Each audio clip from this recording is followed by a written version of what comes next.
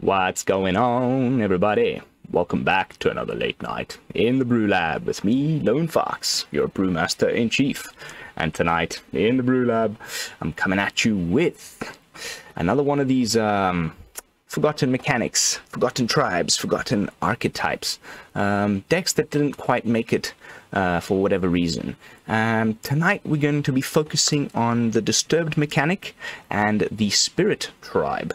Lots of them came out during the two-set block, Midnight Hunt and Crimson Vow, and for whatever reason didn't quite make it to tier 1. And nowadays, a lot of these cards you almost never see on the ladder at all. So I thought, perfect for this little mini-series that I've been embarking on. So, without further ado, let's jump into tonight's brew. Azorius Spirits, or Disturbing Spirits. We've done something like this before, way back when on the channel, when it initially dropped. There's a couple of new little tricks, but yeah, I thought I'd just give it another whirl and see if there's, you know, either just a better way to play it, or some of these new cards here that might be able to help us push it to the next level. So, the Disturbed mechanic, first of all, is this, you know, when the thing dies, you can then cast it again from the graveyard for its disturbed cost and bring it back. The Midnight Hunt disturbed cards came back as creature spirits, and then the Crimson Vow disturbed cards came back as auras, and then the two together had quite a lot of cool little synergies. I think of these cards, the one that has survived the longest in standard is probably Katilda, still showing up in these Selesnya enchantments decks every now and again, but almost the entirety of the rest of the creatures in this deck, like, just never ever made it anywhere. And so again, I thought it would be just a perfect time to give them another whirl. So only 18 creatures, 20 non-creatures, giving it sort of more of a tempo style. With our one drops, it's all just interaction, really. We've got a couple of Homestead Courages, which, you know, stuff with flashback works great, because a lot of the time, by Faithful Mending and the Devoted Grafkeeper, which we'll be getting to shortly, we are milling ourselves, and so, you know, stuff with flashback ends up in the graveyard, doesn't matter, you can cast it again.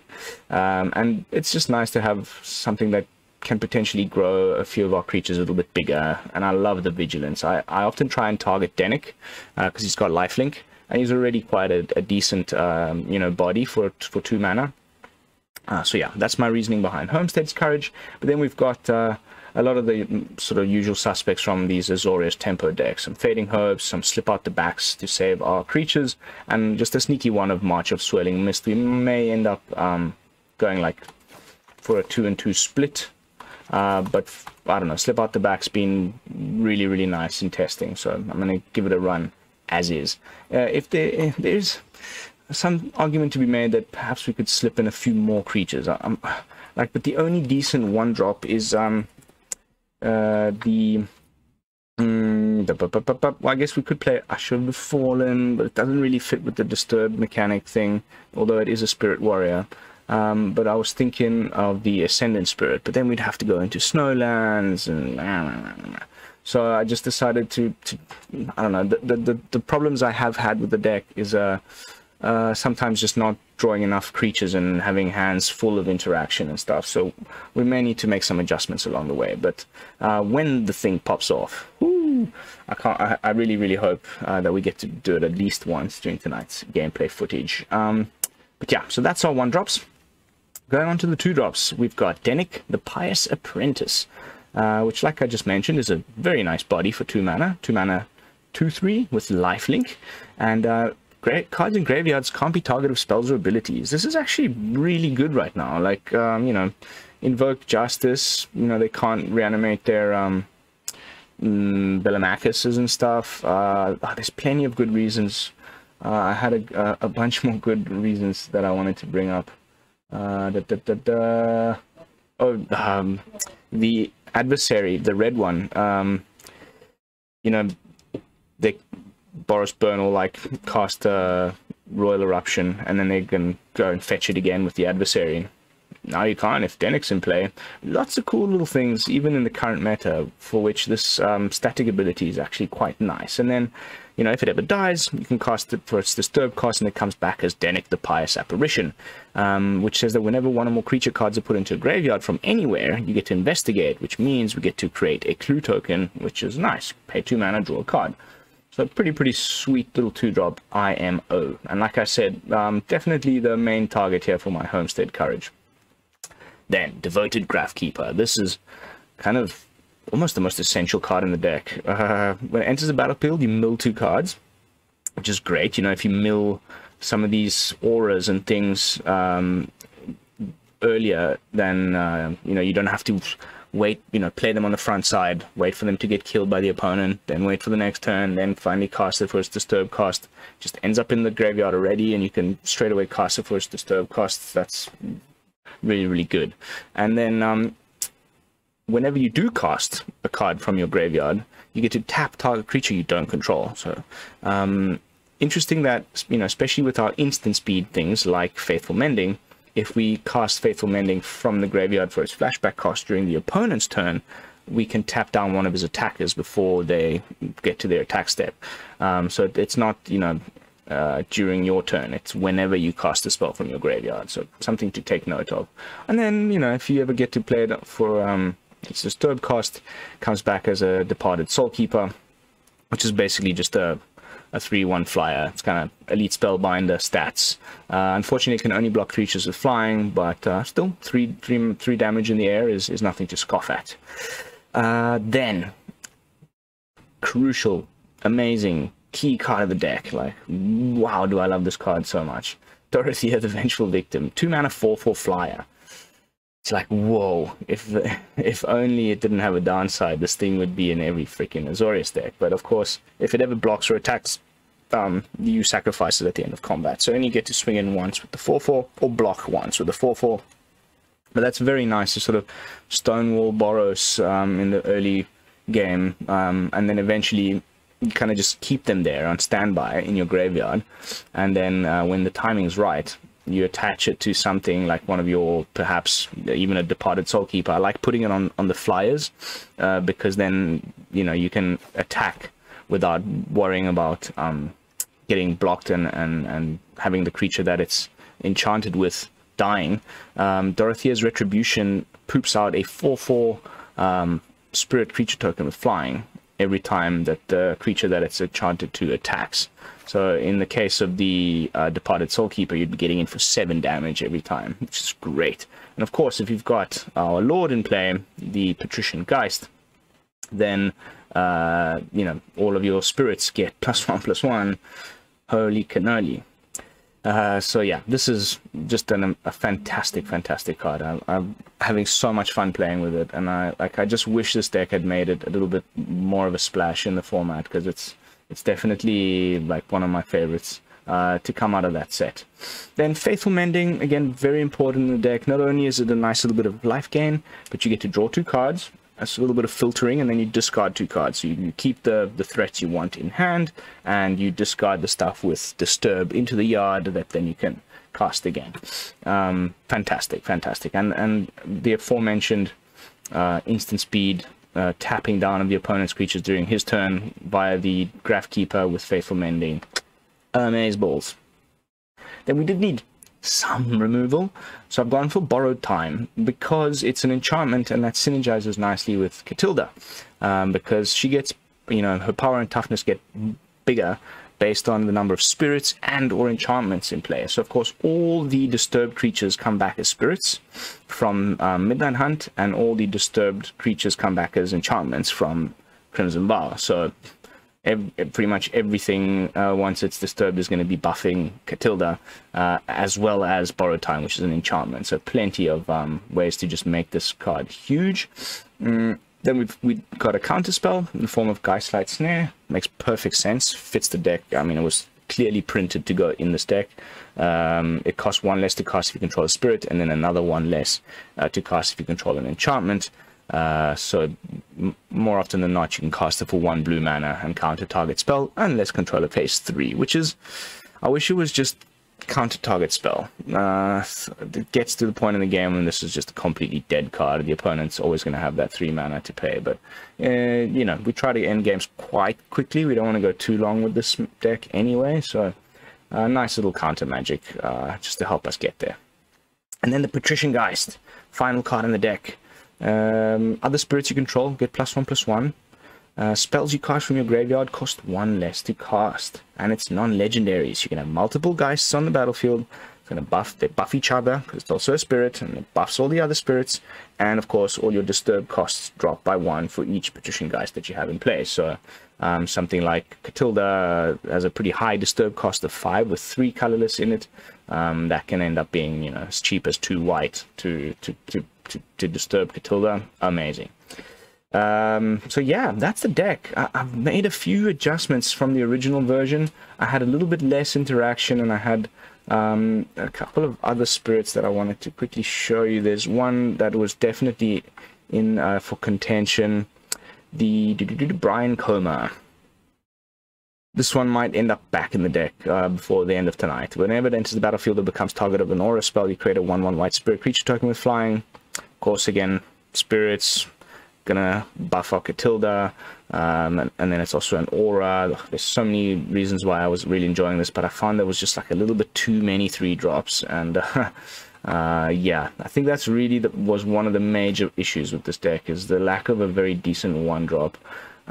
We may have to just play this in unranked and hope not to lose too much, but you know, that's the whole point of this little mini series. I'm just trying to have some fun between now and spoiler season, and not think too much about you know, super performing top tier decks that are gonna get you to mythic fast. We all know what those are already at this point. You know, if you want to get to mythic fast in best of 1, just play Boros Burn, mono white aggro. I'd say mono black control, mono black mid range could be like also very good options right now, but we're not here to see that. We're here to see some like cool stuff that is you know, a little bit underplayed. So here we go, Disturbing Spirits. As far as the mana base goes, we've got 2 Seats of Eiganjo, 2 Otawaras, and then just duels and basics. I've gone very, very simple, nothing crazy. We should probably add some stuff here. I don't know, have you guys also noticed they used to have the lands at the top, you know? Now I have to like actually go and like cave. Yeah, I'm not gonna. No, okay. Let's throw in one. What's it called? No, oh my goodness. Hall of the Storm Giants. Boop. Maybe one Field of Ruin for good luck. Let's see, what color land? Let's cut a white land. There we go. Let's jump into some unranked games.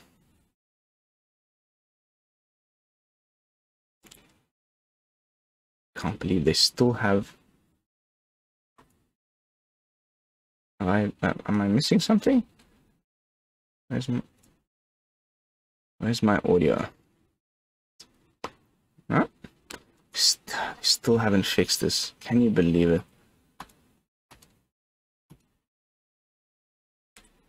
Still, they haven't fixed the sound issues.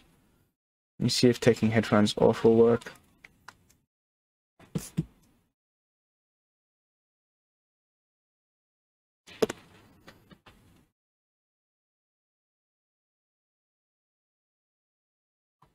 Well, no, and server issues.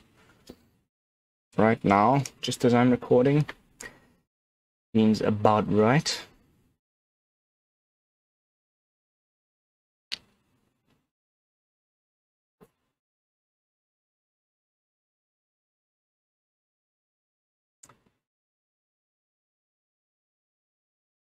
By the way, feeling much better. I feel like the corona virus is almost entirely out of my system. Some residual like fatigue, a little bit of fatigue. Otherwise, no fever, cough, nothing, all gone. Starting to feel much better, thankfully. Gonna go in for a PCR tomorrow. And, sorry, on Friday. Hopefully I'll come up negative. Then I can finally get my holiday well and truly underway. Oh, black. No.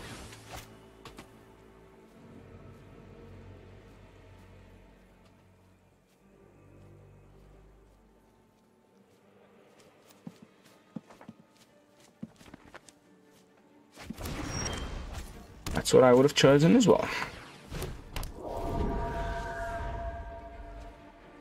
G-scape. G-scape. Ah. Oh, can't wait for Snowlands to go away. Doodly-boop-doodly-doo. Mm-hmm.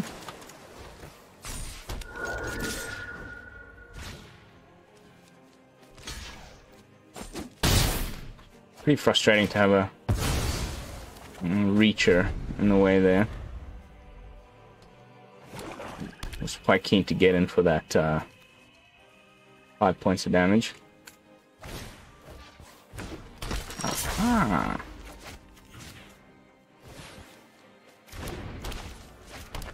Now we're holding up, slip out the back.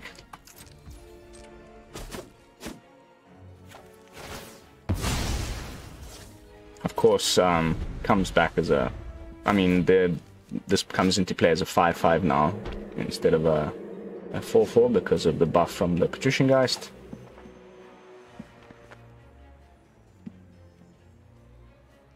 He could still target the aura with something like, I don't know, Binding of the Old Gods, but usually with the Menace, yeah, sure, think away.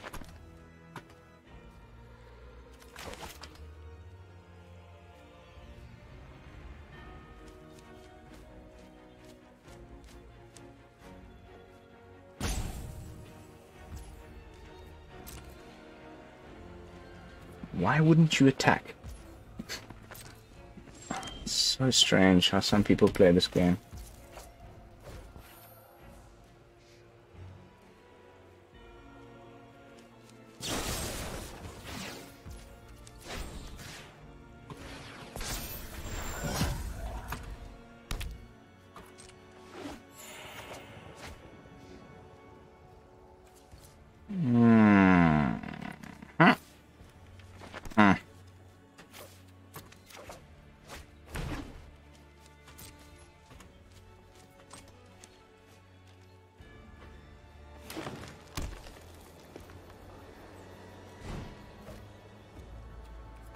The Gnarled Professor.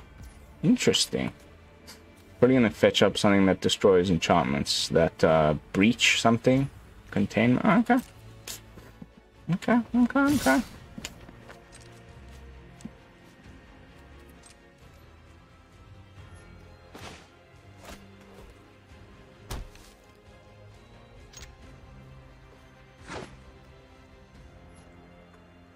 Boom, boom.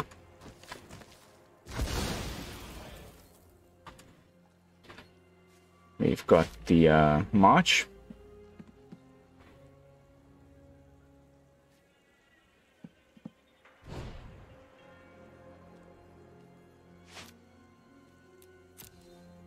Let's go like that.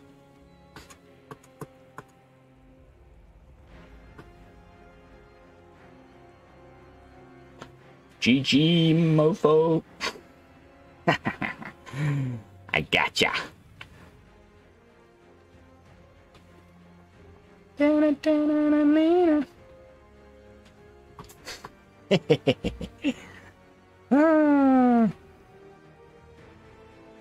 Very nice. Very, very nice game one.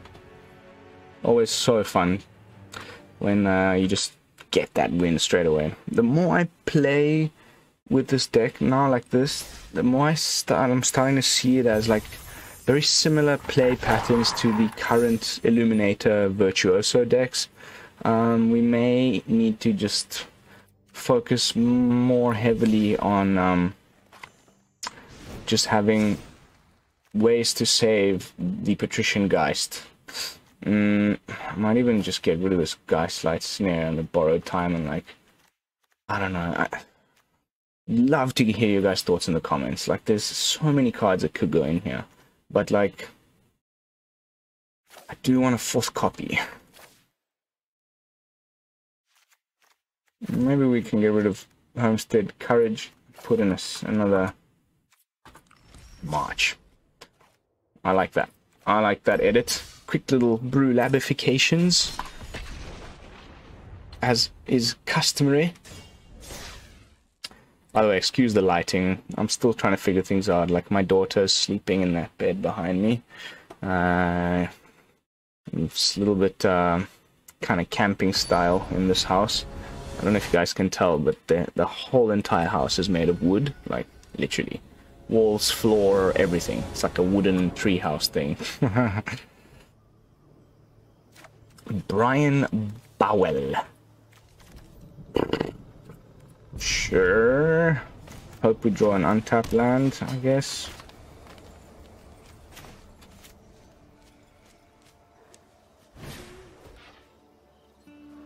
Okay. Another Golgari player. 2 back-to-back.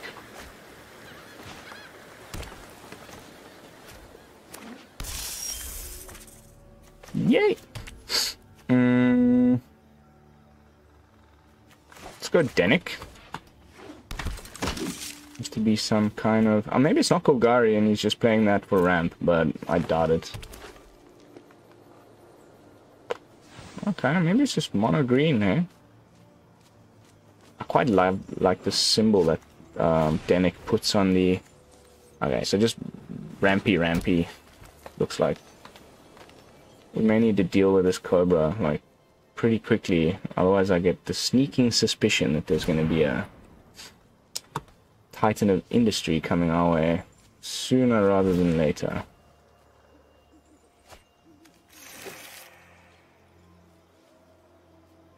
I'm gonna hold up my Geistlight Snare. Oh, that's nice.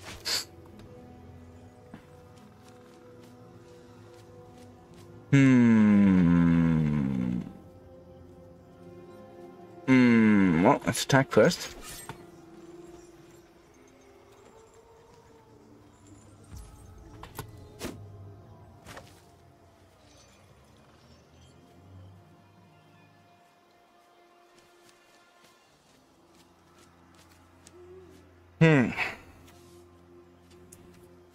Pace 3. Yeah. 5, 6 mana next turn.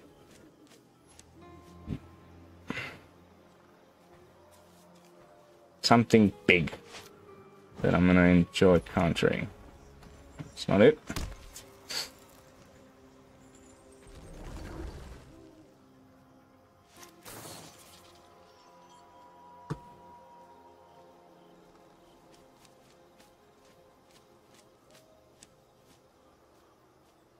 So much ramp. Like, wow. What are you trying to do here, bro?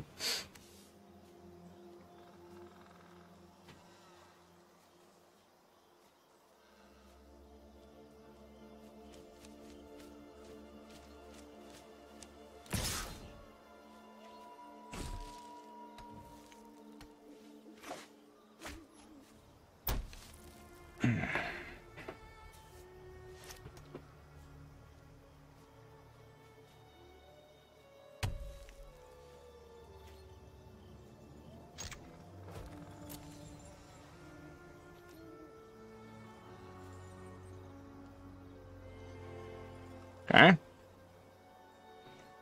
Nice.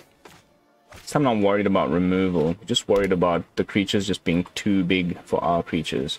And also stuff with reach would be a little bit problematic. This is like, it's just like only ramp cards deck.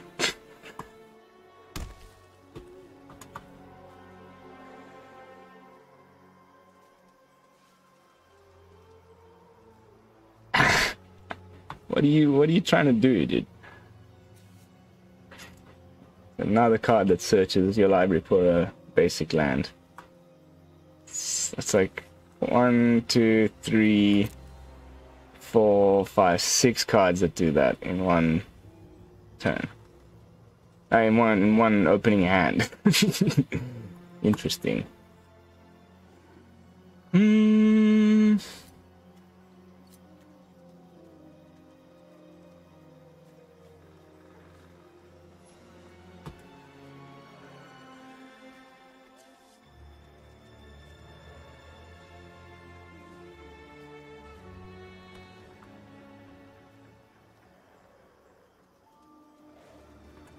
Let's get in for maximum damage. Still nothing with reach.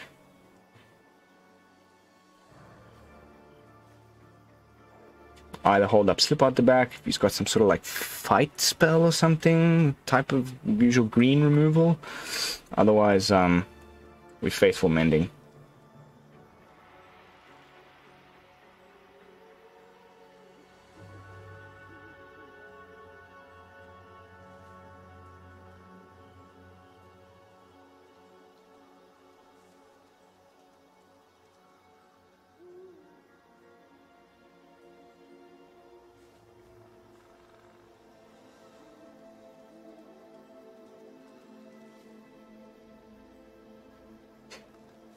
Sure, man.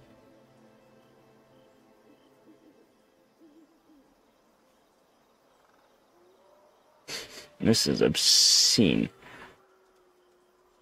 I've never seen anybody be quite so obsessed with ramping in my entire life. Like, the most expensive green card in Standard is Titan of Industry, if I'm not mistaken. Like,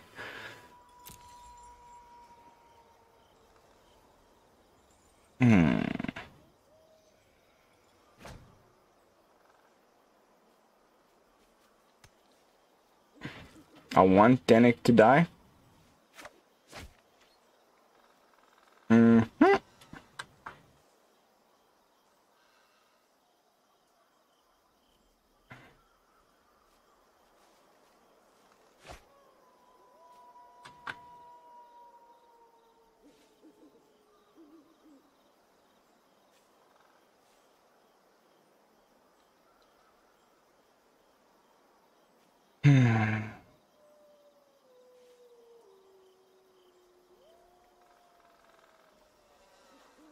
This is a dead card now. See what I mean?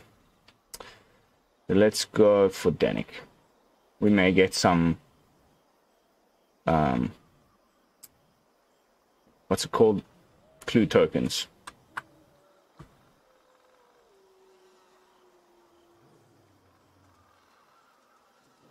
Oh, that's game. Unless it's a Titan, but even then it's game. I gotta slip out the back.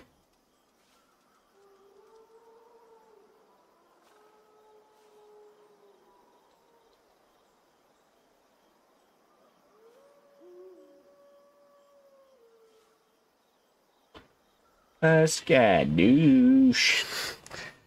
Okay, I mean, that didn't even feel that special. The guy did, like, I don't know, I mean, I'm for sure there was a Titan of Industry or two in that deck, but, like, there's something called too much ramp. I think that's a clear example of too much ramp. You don't need to get to, like, 10 lands on turn 6 or something. Okay. 2-0. Not too shabby. Getting to showcase what the deck's supposed to be doing, whether it's against the great opponents or not. That's kind of the whole point of these videos, right? Really show all the various play lines and interactions out, and then it's up to you guys to take it for a spin and to better it. And of course, always let me know the results if you do, and what it is that you have done to better it.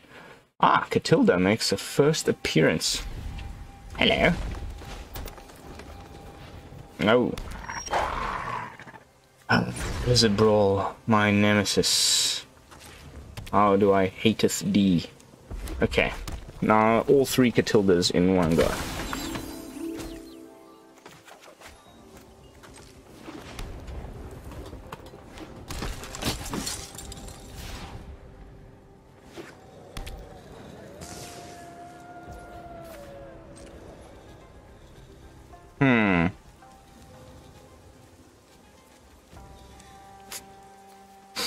It's time to hold up Geistlight Snare. This is the times when it actually does something. Boop. Sorry!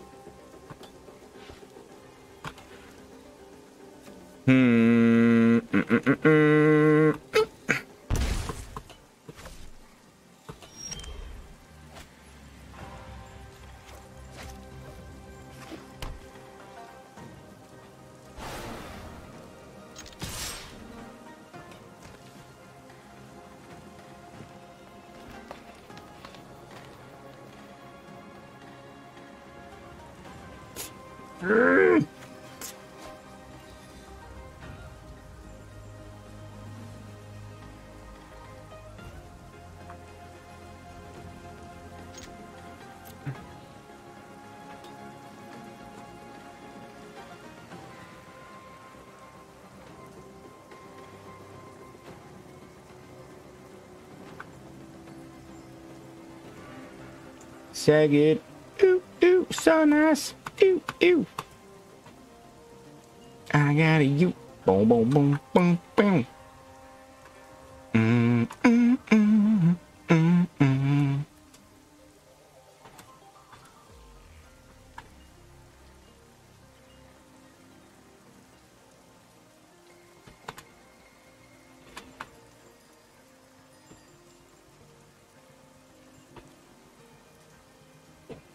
Whatever, mate. Like, seriously, whatever. Just like, what are the chances of that? 0? What a joke. Oh, that's game. 2 Averbrook caretakers back to back. Happens all the time. Yeah. Thanks, Shuffler. Thank you, Shuffler. Alright, well, I think we've arrived at the final match of the night. Let's try and end on a win. And a slightly less lucky opponent.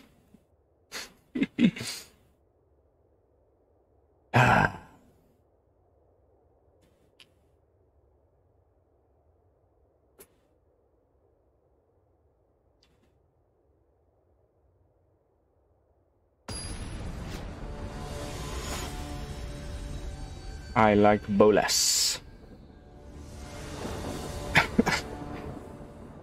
Cool. Cool story, bro.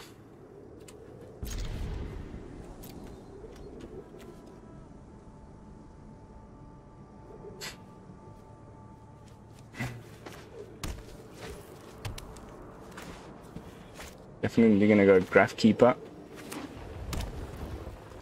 Oh no. The essentially just better version of my deck. Okay, so change of plans. Ah, God. Let's just concede, right? Like, this card is so good. I keep saying this. I sound like a stuck record. It's maybe just a little bit too good.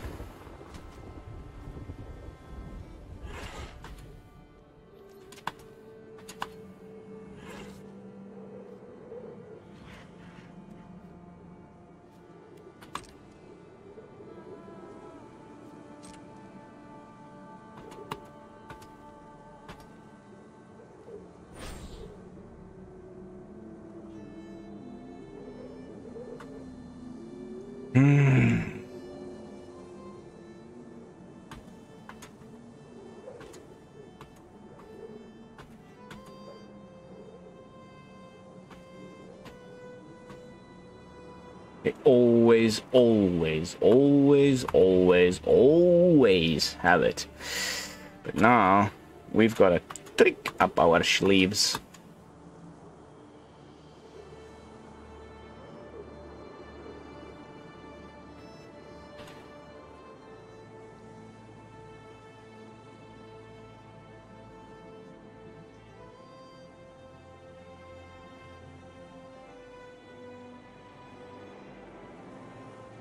Oh, no, we don't.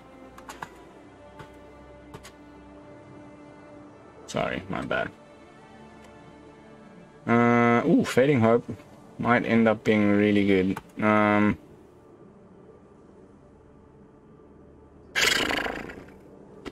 But no, I think you'll just have a way to prevent it from happening, you know. I'd rather hold up a counter maybe at the like sort of crucial moment. This deck is too strong. I don't understand why this isn't showing up anywhere. It's just insanely powerful. Like, this card is too good. I think it's too good. Look at this. Like, and you can't even block it. And they always have the way of protecting it. I'm just dead next turn.